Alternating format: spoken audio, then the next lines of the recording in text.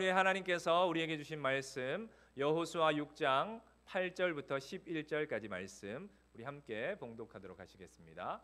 여호수아가 백성에게 이르되 마침에 제사장 7은 양각 나팔을 잡고 야훼는 나아가며 나팔을 불고 야훼의 언약궤는 그 뒤를 따르며 그 무장한 자들은 나팔 부는 제사장들 앞에서 행진하며 후군은 궤 뒤를 따르고 제사장들은 나팔을 불며 행진하더라.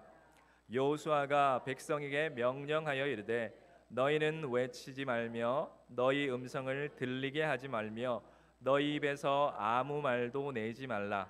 그리하다가 내가 너희에게 명령하여 외치라 하는 날에 외칠지니라 하고 야훼의 궤가 그 성을 한번 돌게 하고 그들이 진영으로 들어와서 진영에서 자니라. 아멘. 우리 자리에 앉으시면서 하나님이 우리 예배를 기뻐하십니다 이렇게 한번 인사하시면서 앉으셨으면 좋겠습니다.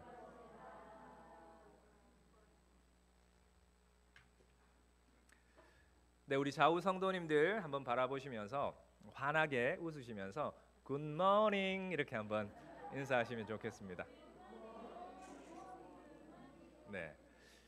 네, 제가 왜 말씀을 시작하면서 저희가 너무 자주 인사하는 여기는 미국이니까요.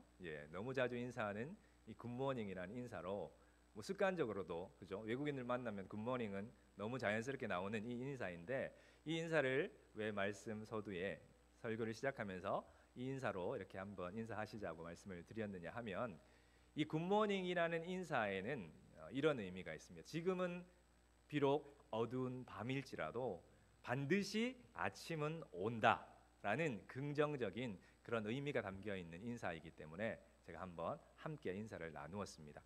여러분, 상황 자체보다 그 상황을 우리가 어떠한 시각으로 바라보는지가 더 중요합니다. 요즘에 참 한국도 그렇고 미국도 그렇고 뉴스들을 보시면 나라 안팎에서 참 좋지 않은 뉴스들을 더 많이 보게 되어서 참 우리의 마음이 좋지 않고 또 힘든 상황들도 있습니다. 또 저와 여러분들의 삶 가운데도 참 어렵고 힘든 일들을 겪고 또 살아가시는 우리 분들이 분명히 있으시리라 생각을 합니다. 하지만 굿모닝의 인사말처럼 지금이 아무리 어두운 저녁이고 밤이라 할지라도 반드시 아침은 오는 것입니다. 아무리 겨울에 추위가 혹독하더라도 시간이 지나면 봄은 오듯이 말입니다. 그래서 저희 인생 가운데 정말로 이렇게 우리 마음에 그런 긍정의 스위치를 켤 수 있는 어떤 자신의 방법들을 좀 삶 가운데서 실행하시면 참 유익이 있으시리라 생각합니다. 이런 굿모닝이라는 인사도 좋고요. 참 막 힘들고 지칠 때 아무도 내 어깨를 두드려 줄 사람 없지만 내가 스스로 내 어깨를 이렇게 토닥토닥 두드려 주면서 수고했다, 참 잘했다, 하나님이 기뻐하실 거다 이렇게 또 스스로에게 용기를 북돋워 주실 수도 있고요. 아침에 또 하루를 시작하시면서 거울을 보시면서 파이팅! 오늘 하루 하나님의 자녀로 승리하며 살리라 이렇게 고백을 하시는 방법도 있으실 것이고요. 그리고 정말 하나님 앞에 하루를 시작하면서 감사의 고백을 올려드리는 겁니다. 하나님, 오늘도 저에게 새로운 생명 허락하여 주시고 새날 허락하여 주셔서 정말 하나님이 내 인생 가운데 오늘 어떻게 역사하셔서 얼마나 놀라운 기적의 역사를 이루실 것을 기대합니다. 주님, 오늘도 힘차게 주님의 자녀로 세상 가운데 살아가겠습니다. 이렇게 스스로의 감사의 고백으로 하루를 시작하시는 것도 좋으실 것 같습니다. 그래서 스스로가 정말 내 마음에 그런 긍정의 에너지를 스위치를 켤 수 있는 스스로의 방법들을 이렇게 마련하셔서 또 실행해 보시면 참 유익하실 줄로 믿습니다. 오늘 함께 봉독한 말씀을 가지고 침묵해야 할 이유라는 제목으로 하나님 말씀 함께 나누기를 원합니다. 여러분, 침묵은 금이다라는 속담 들어보셨죠? 근데 요즘과는 좀 안 맞는 속담인 것 같습니다. 왜냐하면 요즘에는 정말 자기 자신의 생각을 어쨌든 드러내고 자기 자신을 PR해야 하는 그런 시대이지 않습니까? 그런데 침묵이 웅변보다 낫다라는 그 뜻대로 이 침묵은 금이다라는 이 속담이 우리에게도 지금도 여전히 유용하다라는 것을 우리에게 말씀해 주고 있습니다. 잠언 17장 28절 말씀해 보시면 이 침묵을 지혜의 한 요소라고 설명을 합니다. 미련한 자라도 잠잠하면 지혜로운 자로 여겨지고 그의 입술을 닫으면 슬기로운 자로 여겨지느니라, 이렇게 말씀하시죠. 지혜가 부족한 사람이라 할지라도 말을 적게 하고 입을 닫고 있으면 지혜로운 사람으로 여겨질 수 있다라는 것입니다.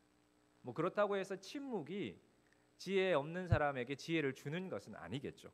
하지만 미련한 자가 침묵하면 그의 어리석음이 감추어지기 때문에 그도 지혜로운 자로 여김 받을 수 있게 된다라는 말씀입니다. 또한 우리가 불필요한 말이나 남의 허물을 드러내는 말을 할 바에는 침묵하는 게 좋습니다. 그리고 내가 뭔가 제대로 알지도 못하면서 아는 체 하는 것보다는 침묵하는 게 지혜로운 모습이라는 것입니다. 이렇게 침묵은 우리에게 유익이 있습니다. 오늘 본문에서도 하나님께서 이스라엘 백성들에게 침묵을 요구하십니다. 본문을 통해서 왜 하나님께서 이스라엘 백성들에게 침묵을 요구하시는지, 침묵해야 할 이유가 무엇인지를 함께 살펴보시며 은혜 나누시기를 원합니다.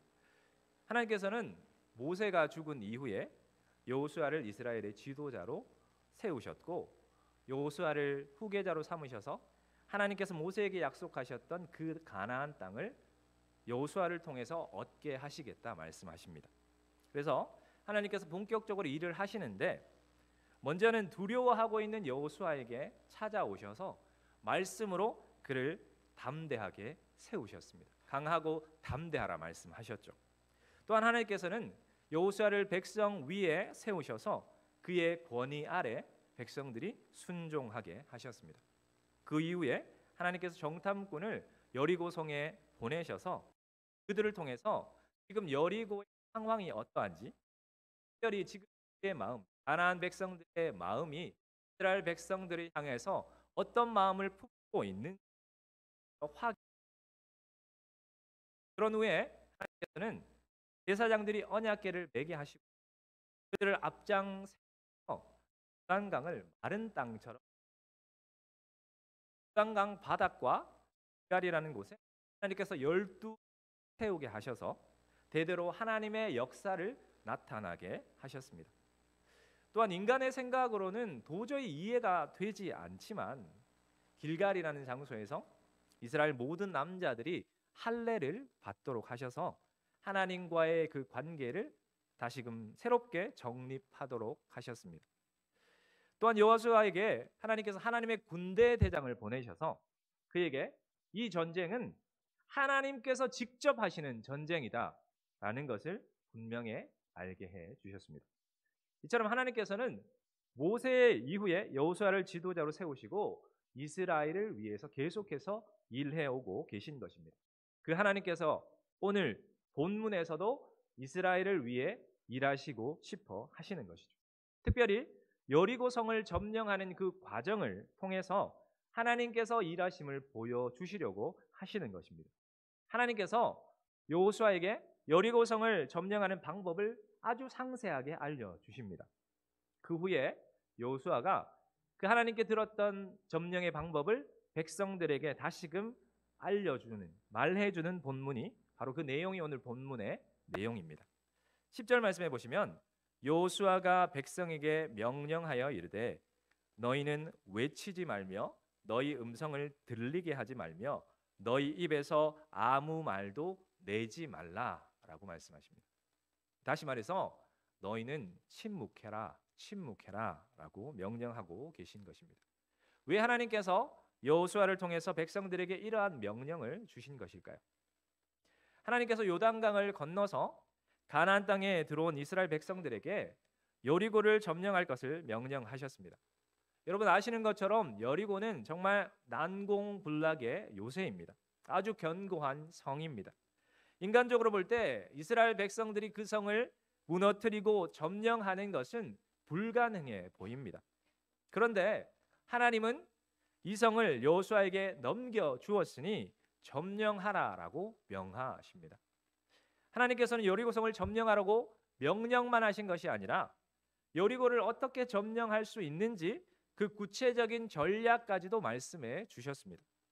그런데 하나님께서 여리고 점령을 위해서 제시해 주신 전략이 무엇입니까? 무장한 군인들은 앞장서고 그 다음에는 양각 나팔을 잡고 있는 7명의 제사장들이 그 뒤를 따릅니다. 그 뒤에는 하나님의 언약궤, 즉 하나님의 법궤가 그 뒤를 따라가게 되고 그 뒤에는 백성들이 뒤따르는 것, 바로 이러한 진영을 갖추게 하셨습니다. 그리고 이러한 진영을 갖추고 6일 동안 매일 한 번씩 여리고성을 돌게 하셨습니다. 그리고 마지막 7일째 되는 날에는 아시는 것처럼 성을 그날만 7번을 돌고 나팔을 불 때 백성들이 큰 소리로 소리 외쳐 지르게 하셨습니다.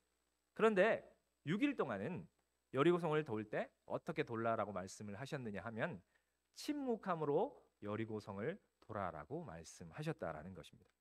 여러분, 여리고성을 점령하는 방법으로 하나님께서 제시해 주신 이 방법, 우리의 일반적인 상식으로는 도저히 이해가 되지 않는 방법입니다. 난공불락의 요새인 그 여리고성을 우리가 강강수월래 해보셨나요? 강강수월래 하듯이 그렇게 마냥 돌기만 한다고 그 성이 무너지고 점령할 수 있겠습니까? 아무 방어도 없이 성을 돌다 보면 오히려 적군들로부터 공격을 받을 수 있지 않겠습니까? 또한 성을 침묵하면서 돈다는 것도 잘 이해가 되지 않습니다.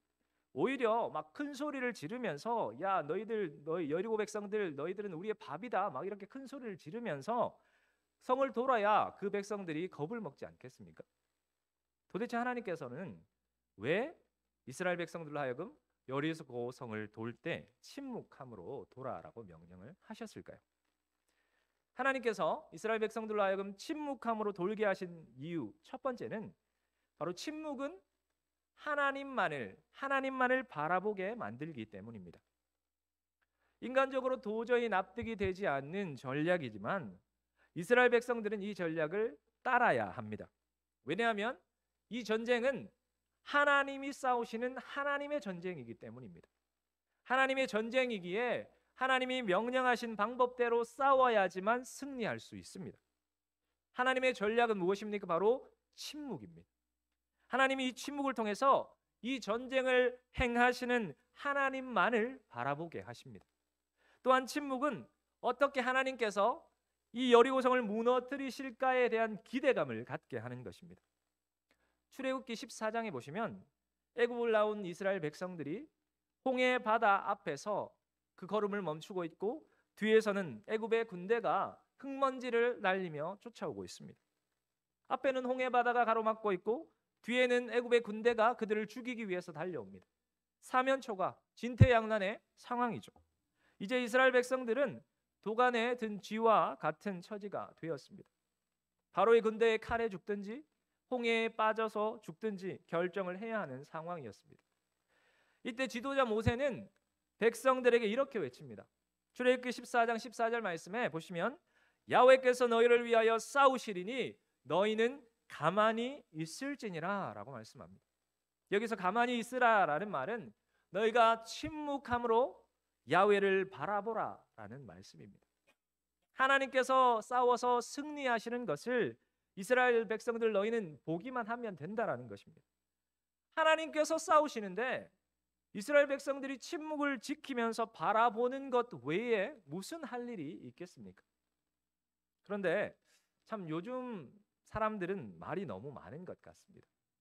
이건 이래서 그렇고 저건 저래서 그렇고 이건 이래서 안 되고 저건 저래서 안 되고 결국은 이러한 모습들이 아직까지 나 자신이 살아있다라는 증거인 것입니다. 갈라디아서 5장 24절과 갈라디아서 2장 20절에 보시면 이렇게 말씀합니다. 그리스도 예수의 사람들은 육체와 함께 그 정욕과 탐심을 십자가에 못 박았느니라. 20절에는 내가 그리스도와 함께 십자가에 못 박혔나니 그런즉 이제는 내가 사는 것이 아니요 내 안에 그리스도께서 사시는 것이라. 이제 내가 육체 가운데 사는 것은 나를 사랑하사 나를 위하여 자기 자신을 버리신 하나님의 아들을 믿는 믿음 안에서 사는 것이다. 이렇게 말씀하시죠. 무슨 말씀입니까? 우리의 옛사람은 예수님과 함께 주님과 함께 십자가에서 못 박혀서 이미 죽었다는 것입니다. 그래서 이제는 내가 사는 삶이라 할지라도 그 삶의 주인은 내가 아니라 내 안에 계신 예수님께서 내 삶의 주인 된 삶을 우리가 살아가야 한다라는 말씀입니다. 그럼에도 여전히 내가 내 삶의 주인인 것처럼 살아가기 때문에 참 할 말이 많은 것 같습니다. 그래서 분명한 것은 하나님이 우리를 위해서 어떤 일을 하시는지 우리가 침묵함으로 지켜보는 훈련이 꼭 필요하다라는 것입니다. 여러분, 엘리야 선지자를 잘 아실 것입니다. 선지자의 사명이 무엇입니까? 외치는 것이 사명이지 않습니까?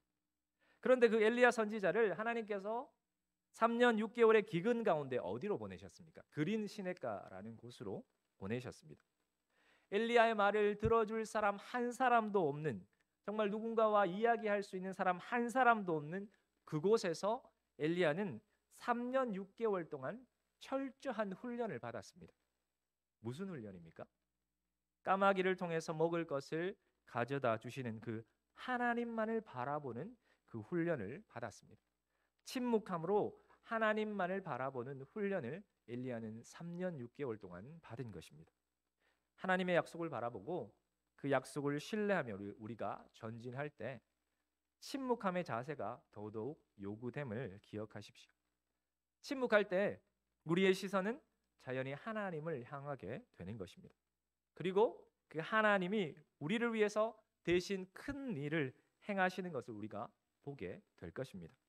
바라기는 하나님이 일하실 때 침묵함으로 그 하나님만 바라보시는 저와 여러분들 되시기를 주님의 이름으로 축복합니다.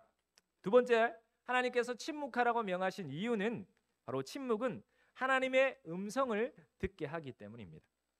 하나님께서 우리에게 말씀하시기를 원하십니다. 하나님께서 우리와 대화하기를 원하십니다. 그런데 우리가 말이 너무 많으면 하나님의 음성을 들을 수가 없습니다.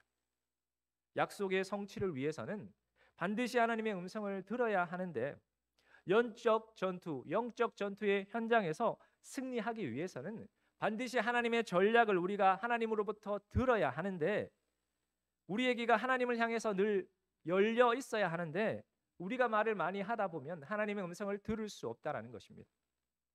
여러분들 농구나 축구, 야구 이런 운동들을 하는 시합 가운데 선수들을 한번 이렇게 눈여겨 보십시오. 그들은 정말 치열한 시합을 하면서도 정신없이 뛰어다니고 막 이렇게 몸을 부딪히고 공을 치고 하는 그 가운데서, 그 상황 가운데서도 그들의 눈과 귀는 늘 누구를 향해 있습니까? 감독을 향해 있는 것입니다. 왜 그렇습니까? 눈과 귀가 왜 감독을 향해 있습니까? 감독의 작전 지시를 받아야 하기 때문에 그렇습니다. 여호수아와 이스라엘 백성들이 여리고성 전투에서 승리했지만 그것보다 훨씬 작은 아이성 전투에서 실패했습니다. 패배했습니다. 그 원인이 무엇입니까? 하나님의 음성을 듣지 않았기 때문입니다. 즉 하나님의 작전 지시를 그들이 듣지 않았기 때문에 실패할 수밖에 없었던 것입니다. 사랑하는 여러분, 하나님의 음성은 내가 잠잠할 때 들을 수가 있습니다. 우리의 말이 너무 많으면 우리를 위한, 우리를 향한 하나님의 작전 지시를 들을 수가 없습니다. 경청 마음을 얻는 지혜라는 책에 보면 이런 말이 있습니다. 이청득심이라는 말이 있는데요. 무슨 뜻이냐면 귀를 기울여 들음으로써 마음을 얻는다라는 뜻입니다. 요즘처럼 자신의 말은 많고 남의 말을 듣지 않는 세대가 정말 그 세대에게 저자가 정말 마음을 담아서 들려주는 이야기입니다. 저자는 상대방의 말을 귀담아 들음으로써 그 사람의 마음을 얻을 수 있다라고 말하고 있습니다. 상대방의 말에 귀를 기울여 듣는 것이 바로 상대방을 가장 배려하고 가장 존중하는 첫걸음이다라고 말을 합니다. 자신을 존중하고 자신을 배려하는 사람에게 어느 누가 자신의 마음을 나누어 주지 않겠습니까? 자신의 말에 귀 기울여 경청하는 그 사람과 어느 누가 대화하고 싶지 않겠습니까? 우리 하나님도 마찬가지라고 생각합니다. 우리 하나님께서도 하나님의 음성에 귀 기울이는 사람을 찾고 계십니다. 하나님의 마음을 함께 나눌 사람들을 우리 주님이 찾고 계십니다. 하나님의 음성을 들으려면, 하나님의 마음을 함께 우리가 나누려면 어떻게 해야 될까요? 잠잠함으로 그분께 집중해야 하는 것입니다. 그러할 때 우리가 그분의 음성이 들리기 시작하는 것입니다. 늘 잠잠함으로 하나님의 음성에 귀 기울이시는 저와 여러분들 되시기를 소망합니다. 그런데 우리는 문제가 생기게 되면 말이 줄어드는 게 아니라 말이 더 많아지는 경향이 있습니다. 이거는 이래서 저렇고, 저거는 저래서 안 되고, 이거는 이렇고 등등. 사람들과 이 모양 저 모양으로 앞으로의 일에 대해서 이러쿵저러쿵 많은 말들을 하게 됩니다.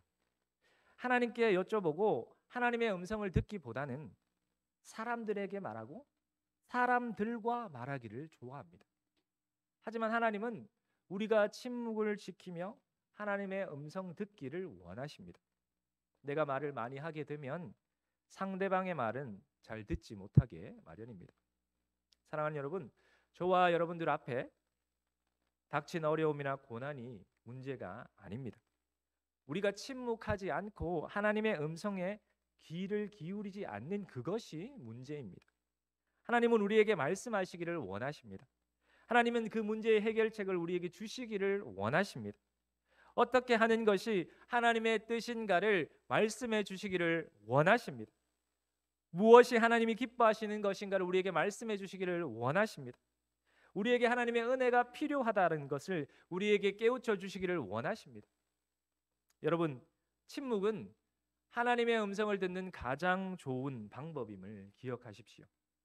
하나님이 이스라엘 백성들에게 침묵함으로 성을 돌게 명령하신 것은 침묵 속에서 내가 너희에게 약속한 내 약속의 말씀, 그 내 약속의 음성을 너희가 듣고 기억하고 생각하라는 것입니다. 다시 말해서 내 음성을, 하나님의 음성을 들으라는 것입니다. 그렇다면 우리가 침묵 속에서 이스라엘 백성들이 그 성을 돌면서 기억해야 하고 생각해야 하는 하나님의 음성이 어떤 것이겠습니까? 여호수아 1장 3절 말씀에 내가 모세에게 말한 바와 같이 물은 너희 발바닥으로 밟는 곳을 다 내가 다 너희에게 주노라 라는 말씀. 강하고 담대하라. 너는 내가 그들의 조상에게 명령하여 그들에게 주리라 한 땅을 이 백성에게 차지하게 하리라 라는 말씀. 내가 네게 명령한 것이 아니냐? 강하고 담대하라. 두려워하지 말라. 놀라지 말라. 네가 어디로 가든지 내 하나님 여호와가 너와 함께 하겠다라고 약속하신 말씀. 야훼께서 여호수아에게 이르시되 보라 내가 여리고와 그 왕과 용사들을 네 손에 넘겨 주었다라고 약속하신 말씀. 이러한 말씀을 생각하고 기억해야 할 것입니다. 하나님의 음성을 듣게 되면 우리에게 무엇이 생깁니까? 우리에게 믿음이 생기는 것입니다. 두려움이 물러가고 의심과 염려가 사라지고 확신이 생기는 것입니다. 평강과 소망이 생기는 것입니다. 그러므로 우리는 하나님의 음성을 반드시 들어야 합니다. 그분의 음성에 우리의 귀를 기울여야 하는 것입니다. 그러기 위해서 우리는 침묵해야 하는 것입니다. 바라기는 침묵함으로 늘 주님의 음성을 들으시고 주님의 약속에 귀 기울이시는 저와 여러분들 되시기를 주님의 이름으로 축원드립니다. 세 번째, 우리가 침묵해야 하는 이유, 하나님께서 침묵하라고 말씀하신 세 번째 이유는 바로 침묵은 사단이 틈을 탈 기회를 주지 않기 때문입니다.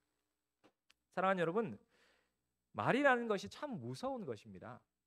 우리는 하나님의 형상으로 창조된 존재들이기 때문에 우리의 입술에도 권세가 있습니다. 그러므로 말은 그 사람의 인생을 살리기도 하고, 말을 하는 사람의 인생을 살리기도 하고, 말을 듣는 사람의 인생을 살리기도 하지만 말하는 사람의 인생을 파괴하기도 하고 말을 듣는 상대방의 인생을 파괴하기도 하는 것이 바로 말이라는 것입니다. 그래서 야고보서 3장 6절 말씀에 이렇게 말씀하시죠. 혀는 곧 불이요 불의의 세계라. 혀는 우리 지체 중에서 온몸을 더럽히고 삶의 수레바퀴를 불사르나니 그 사르는 것이 지옥불에서 나느니라 라는 말씀이 있습니다. 혀, 곧 말은 불과 같아서 온몸을 더럽히기도 하고 삶의 수레바퀴, 즉 인생 전체를 송두리째 불태우기도 한다라는 말씀입니다. 여호수아는 이스라엘 백성들에게 이렇게 명령합니다. 10절 말씀에 너는 외치지 말라. 너희 음성을 들리게 하지 말며 너희 입에서 아무 말도 내지 말라라고 말씀하십니다. 여기서 들리게 하지 말라, 예전 성경에는 들리지 말라라는 말이 있는데 이 말의 의미는 다른 사람으로 하여금 말소리를 듣게 하지 말라라는 뜻입니다. 다시 말하면 어떤 말도 다른 사람이 들을 수 없게 하라는 말입니다. 이 말의 의미는 자신의 말을 다른 사람이 듣지 못하게 하라는 말씀. 결국은 아무 말도 하지 말라라는 뜻입니다. 만일 하나님께서 침묵하라고 명하시지 않았다라고 한번 생각해 보십시오. 이스라엘 백성들이 그 성을 돌면서 주로 어떤 말을 했을까요? 이 성은 도대체 뭐가 이렇게 높은 거야? 여리고성 사람들이 성 위에서 우리에게 화살을 쏘든지 돌이라도 던지면 뜨거운 물이나 기름을 부으면 우리 다 죽는 거 아니야? 성을 이렇게 돌기만 해서 이 견고한 여리고의 성이 꿈쩍이나 하겠어? 와 같은 부정적이고 불신앙적인 말들이 주로 그들의 입술에서 나왔을 것입니다. 이런 부정적인 말들은 전염성이 너무나 강합니다. 이런 부정적인 말들은 여리고 성을 돌고 있는 그 이스라엘 백성들에게 확신과 믿음을 주는 것이 아니라 오히려 두려움과 의심을 주게 되는 것입니다. 이런 불신앙의 말, 이런 부정적인 말은 사단이 잽싸게 틈을 타는 여지를 주는 것입니다. 또한 우리가 이렇게 이야기하는 사람들도 있을 것입니다. 여리고성 사람들 너희 각오해. 이제 너희는 끝장이야. 우리가 승리한다. 이런 말들은 믿음의 말들 같지만 여리고 백성들을 향한 분노와 적개심을 표출하는 말들이요. 또 은근히 자만심과 교만한 마음을 드러내는 말들입니다. 이런 말들도 사단들이 참 좋아하는 말이라는 것이죠. 사단이 틈타기 좋은 말들이라는 것입니다. 그러므로 하나님은 이스라엘 백성들에게 두려움과 염려, 의심과 불신앙, 교만과 자만심을 일으키는 그런 사단이 간교한 계략으로 틈타지 못하도록 이스라엘 백성들에게 침묵을 명령하신 것입니다. 시리아 북쪽에 타우라스라는 산이 있습니다. 그 산의 정상 후미진 골짜기는 독수리의 서식지로 유명하다고 합니다. 독수리들에게 있어서 가장 좋은 먹잇거리는 바로 두루미라고 하는데요. 독수리들은 곧잘 이 타우라스 산을 넘어오는 두루미들을 공격해서 배를 채우곤 한다고 합니다. 그런데 항상 독수리의 먹이가 되는 것은 소음을 내는 두루미들입니다. 원래 두루미들은 이 요란스럽게 떠들기를 좋아해서 하늘을 날 때도 계속 시끄러운 소리를 냅니다.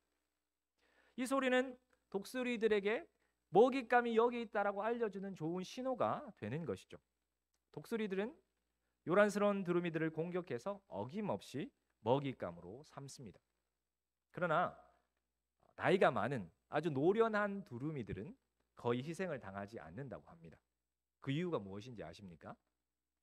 노련한 두루미들은 여행을 떠나기 전에 입에다가 돌을 가득 물고 하늘을 날기 때문입니다. 그 두루미들은 입에 문 돌 때문에 침묵을 지켜서 독수리의 밥이 되지 않고 무사히 그 산을 넘어 여행을 마칠 수 있었다라는 것입니다. 이처럼 두루미가 독수리의 공격을 피하고 여행을 무사히 마치기 위해서 입에 돌을 물고서라도 침묵했던 것처럼 하나님께서 주신 약속의 말씀, 그 하나님의 약속이 성취되는 것들을 바라보며 그 약속이 성취될 때까지 악한 사단에게 틈을 주지 않기 위해서라도 우리에게 침묵이 필요하심을 기억하시기를 소망합니다. 말씀을 정리하겠습니다. 하나님께서 여리고를 정복하기 위해서 명령하신 전략은 침묵이었습니다. 왜 침묵해야 합니까? 하나님만 바라보기 위함입니다. 왜 침묵해야 합니까? 하나님의 음성에 귀 기울이기 위함입니다. 왜 침묵해야 합니까? 사단에게 틈탈 기회를 주지 않기 위해서입니다. 사랑하는 여러분, 하나님의 약속을 바라보시고 나아가시는 저와 여러분들에게 많은 말은 필요하지 않습니다. 침묵을 통해서 하나님만 바라보시고 침묵을 통해서 하나님의 음성만 들으시고 침묵을 통해서 사단에게 틈탈 기회를 주지 마시기를 바랍니다. 그럴 때 하나님께서 저와 여러분들을 통해서 하나님의 일들을 하실 것입니다. 이러한 귀한 복들을 받아 누리시는 저와 여러분들 되시기를 주님의 이름으로 축원드립니다. 기도하겠습니다. 하나님 감사합니다. 오늘도 하나님 아버지 주님께서 말씀을 통해서 하나님의 전쟁을 치르실 때에 하나님께서 우리 인생 가운데 정말 행하실 때에 우리에게 어떻게 해야 할 바를 알려주시니 감사합니다. 하나님 아버지, 우리가 정말 인생을 살면서 너무나 말이 많았던 것 같습니다. 하나님의 말씀하셔야 되고 하나님만을 바라봐야 하는데 하나님, 우리의 말이 너무 많아서 하나님을 바라보지 못했고 하나님의 음성을 듣지 못했고 그 말들로 인해서 하나님, 사단이 틈탈 기회를 너무나 많이 주었던 것들을 우리가 보게 됩니다. 아버지 하나님, 정말 침묵함을 통해서 하나님만 바라보게 하여 주시옵소서. 하나님, 침묵함을 통해서 하나님의 음성에 귀를 기울이게 주여 도와 주시옵소서. 하나님, 침묵함을 통해서 사단에게 어떤 틈탈 기회를 주지 않아 정말 우리를 통해 하나님께서 행하실 일이 정말 아름답게 열매 맺을 수 있도록 주님, 우리를 붙잡아 주시옵소서. 그러한 인생으로 이번 한 주도 우리의 삶의 자리에서 승리하며 살아갈 수 있도록 주님 붙잡아 주시옵소서. 함께 하실 주님을 기대합니다. 예수님 이름으로 감사하며 기도드립니다. 아멘.